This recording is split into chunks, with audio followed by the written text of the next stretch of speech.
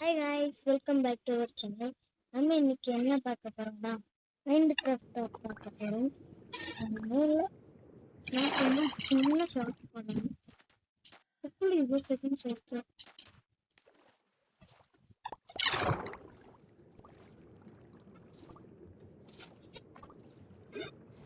ம், ம்.